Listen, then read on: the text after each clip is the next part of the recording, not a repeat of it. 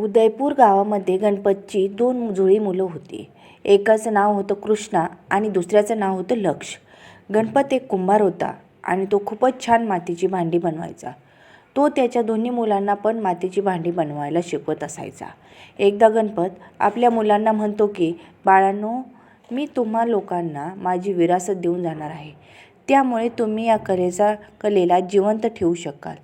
तुम्ही ना मातीची खूप चांगली भांडी बनवा आणि त्याला विकून आपलं घर चालवा. आपल्या कुंभार जातीच्या लोकांना देवाने ही कला दिली आहे. आपल्याला यासोबत जोडून राहिलं पाहिजे. काही दिवसानंतर गणपतचा मृत्यू होतो आणि गणपतची दोन्ही मुलं कृष्ण आणि लक्ष ही मोठी होतात. कृष्णाला त्याच्या वडिलांच्या विरासत खूप प्रेमाची वाटते आणि तेच लक्ष अजिबात आवडत नाही. एकदा कृष्णा मातीची भांडी बनवत होता आणि त्याच वेळी लक्ष तिथे आला. तेव्हा कृष्णा म्हणाला, अरे भाऊ, मला माहिती आहे तू मातीची भांडी एवढी निपुणपणे नाही बनवू शकत. मला वाटतं याचं कारण तुझ्या मनात आहे. तू याला बेकार समजतोस, त्यामुळेच तू मनापासून काम करत नाहीस आणि त्यामुळेच तुझ्या भांड्याचा आकार बरोबर येत नाही. आपले बाबा आपल्याला सांगून गेलेत, आपल्याला त्यांच्या विरासतीला समोर घेऊन जायचं आहे. तेव्हा लक्ष म्हणतो, तू चूप राहा. जेव्हा तेव्हा म्हणत राहतोस विरासत विरासत. काय देऊन गेले ते आपल्याला? फक्त मातीची झोपडी आणि काहीच नाही. त्यांनीही आपले जीवन अशाच प्रकारे घालवलं आणि त्यांना वाटतं की आपणही असंच घालवावं, तेही या गरिबीमध्ये. तू काही पण म्हण, मी शहरात चाललो आहे पैसे कमवायला. तुला इथे राहायचं असेल तर राहा. एवढं बोलून त्याचं गाठोडं उचलतो. कृष्णाला एकटं सोडून निघून जातो. त्याच्या भावाचं अशा पद्धतीने निघून जाणं कृष्णाला अजिबात आवडत नाही. तो त्याचं सगळं दुःख कामावर लक्ष देऊन विसरण्याचा प्रयत्न करत असतो. कृष्णा विचार करू लागला, लक्ष असं का म्हणतो? मला कळत नाही आहे. मला एकट्यानंच मातीची भांडी बनवून पैसे कमवावे लागतील. यामध्ये कमाई जास्त नाही आहे, तरी पण आम्हा कुंभाराला तर देवाने हीच देणगी दिली आहे. कृष्णा आता एकटाच चिखल मळायचा आणि त्या चिखलात बसून भांडी बनवायचा आणि पुन्हा त्यांना भट्टीमध्ये भाजून बाजारामध्ये विकत होता. अशा पद्धतीने त्याचं आयुष्य खूप कठीणाईमध्ये चालत होतं. एक दिवस तो बाजारामध्ये त्याची भांडी घेऊन बसला होता. तेवढ्यात एका छोटीशी मुलगी त्याच्याजवळ आली. कृष्णा तिला म्हणाला, अरे बाळा, तुला काय पाहिजे? तेव्हा ती मुलगी म्हणाली, काका, तुमच्याकडे मातीची खेळणी नाही आहेत? कृष्णा म्हणतो, नाही बाळा, माझ्याकडे भांडी आहेत. भांडी तर खूप मोठ्या मुश्किलीने तयार होतात. यामुळेच मी खेळणी बनवायचा विचार करत नाही. तेव्हा ती मुलगी म्हणते, काका, तुम्ही माझ्यासाठी खेळणी बनवा. मी त्या खेळण्यांना तुमच्याकडून विकत घेईन. तेव्हा कृष्ण हसायला लागला आणि म्हणतो, ठीक आहे बाळा, उद्या मी तुझ्यासाठी खेळणी घेऊन येतो. कृष्णा रात्रभर जागून त्या मुलीसाठी मातीची खेळणी बनवत असतो आणि दुसऱ्या दिवशी तो त्याचं सामान विकण्याच्या ठिकाणी पोहोचतो. तो पाहतो तर ती मुलगी तिथे त्याची वाट पाहत असते. ती मुलगी त्याला म्हणते, काका, तुम्ही माझ्यासाठी खेळणी आणलीत का? तेव्हा कृष्णा म्हणतो, हो बाळा, हे खास खेळणं मी तुझ्यासाठी बनवलं आहे. कृष्णा तिला एक छोटीशी मातीची बाहुली देतो. बाहुली बघून ती मुलगी खूप खुश होऊन जाते आणि त्या बाहुलीला पकडून ठेवते. ती कृष्णाला त्याचा हात पुढे करण्यासाठी सांगते. तेव्हा कृष्णा त्याचा हात पुढे करतो. त्याच्या हातावर सोन्याचा एक शिक्का ठेवून निघून जाते. शिक्का बघून कृष्णा म्हणतो, अरे, एका मातीच्या खेळण्यामागे या मुलीने मला इतकं मोठं सोन्याचं नाणी दिली. मला तर फक्त 10 पैसे पाहिजे होते. तो त्या मुलीला शोधायला निघतो, पण ती गायब झालेली असते. त्याला ती दिसतच नाही. पण तोपर्यंत त्याच्याजवळ दुसऱ्या मुलांची गर्दी होते. ती मुलं पण म्हणतात, काका, आम्हाला पण तशी बाहुली बनवून द्या ना, जशी तुम्ही त्या देवीला दिली. तेव्हा कृष्णा म्हणतो, अरे मुलांनो, मी तर फक्त एकच खेळणं बनवून आणलं होतं. जर तुम्हा सगळ्यांना माझं खेळणं पसंत येत असेल तर मी तुम्हा सर्वांसाठी घेऊन येईन. त्या मुलीचं नाव देवी आहे. मला कुणी सांगू शकतं का ती कुठे राहते?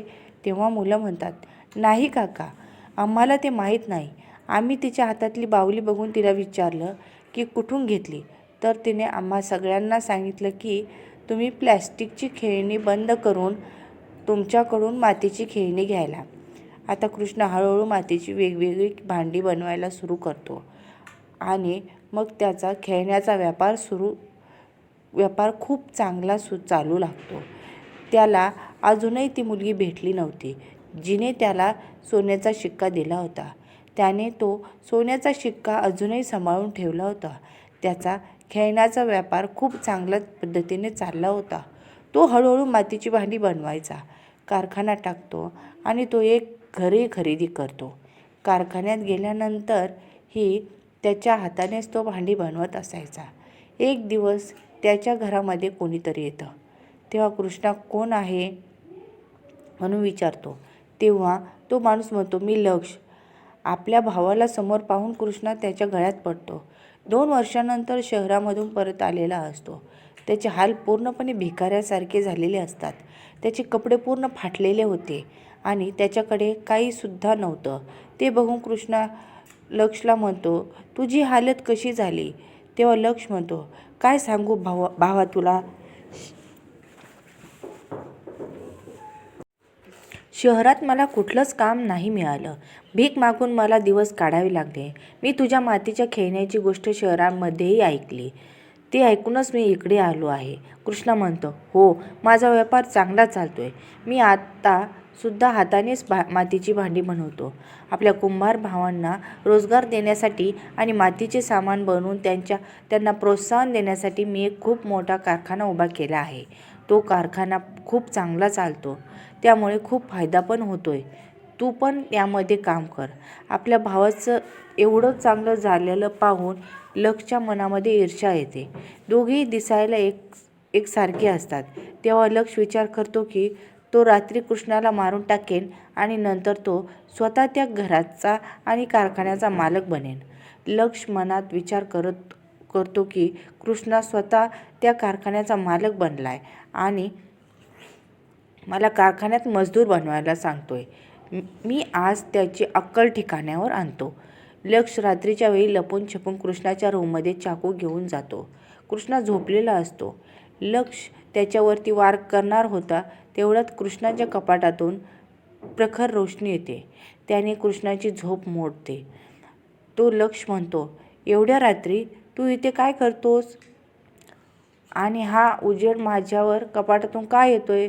कृष्णा कपाट उघडून पाहतो तर त्याला दिसतं की तो प्रकाश त्या शिक्क्यामधून येत असतो. तो सिक्का त्या मुलीने ते पहिलं खेळणं घेतलेलं त्यावेळी त्याला दिला होता. सोन्याचा शिक्का बघून लक्षच्या मनामध्ये लालच येतो. तो पळत जाऊन त्या शिक्क्याला उचलण्याचा प्रयत्न करतो आणि जसं तो शिक्क्याला उचलतो तर त्याचा हात जळू लागतो आणि तो शिक्का जमिनीवरती पडतो आणि त्यातून एक देवी प्रकट होते. देवीला पाहून कृष्ण हात जोडून खाली बसतो. देवी म्हणते, मी कुंभाराची कुलदैवत आहे. कृष्णा, तू तुझी ओळख नाही सोडलीस म्हणून मी तुझी मदत करण्यासाठी छोट्या मुलीच्या रूपामध्ये आले होते. मी तुझी थोडीशी मदत केली आणि तू तुझ्या कष्टाने पूर्ण कारभार सांभाळून घेतलास.